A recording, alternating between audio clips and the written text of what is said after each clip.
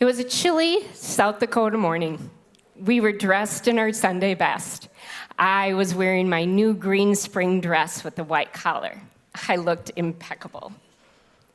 But I dreaded coming to church because that meant my mother was going to be on edge and hovering over me like a dark shadow.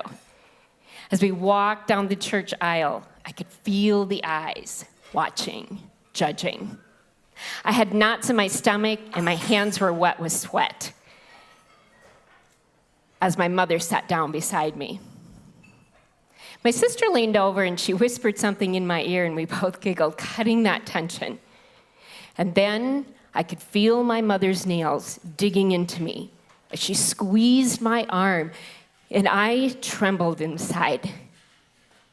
Terrified, we sat still and quiet, obedient. This grooming started at a very early age, at home with church practice. I would sit frozen as my mother hissed, "Shh, don't you dare speak a word. Don't move a muscle."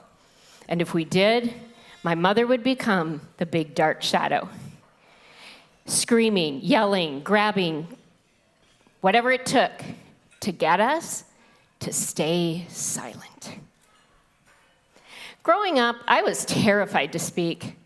Fear was a constant friend. I was labeled as shy, but church practice became life practice. And this is where I learned that the world would judge me. This is where I learned to perform, because it didn't matter who I was, as long as I could perform to the delight of others, especially my mother. And in contrast, there were times where I would stay silent in my fear.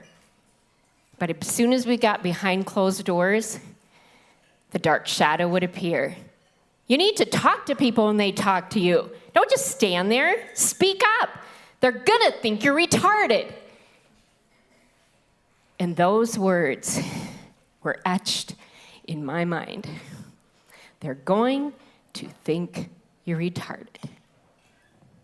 Got it. Don't look stupid, don't sound stupid, don't act stupid, don't be stupid.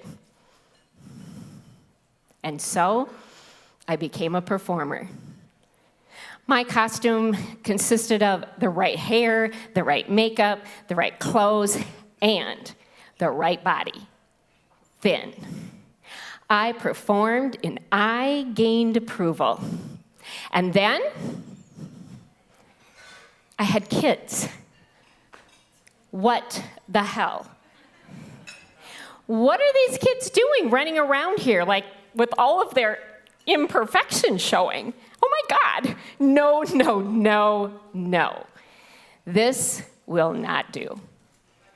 And just like that, unwittingly, unknowingly, I became their big dark shadow.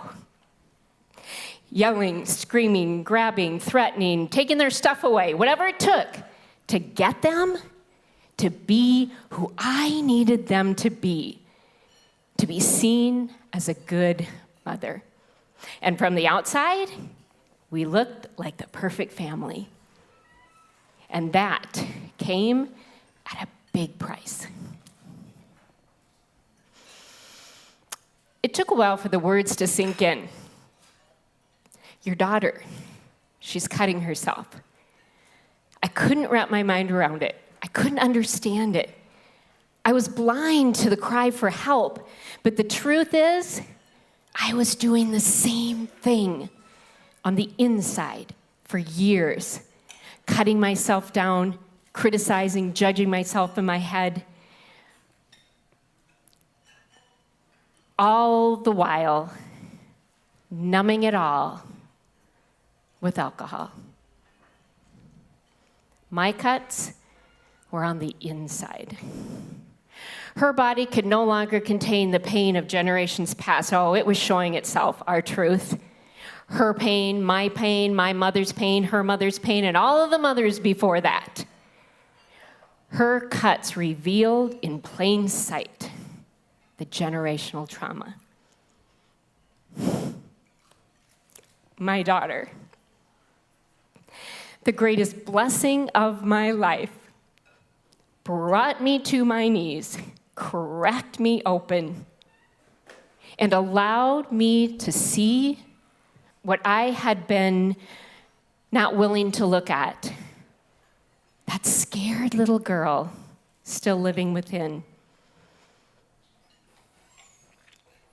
To love her, to nurture her, to accept her.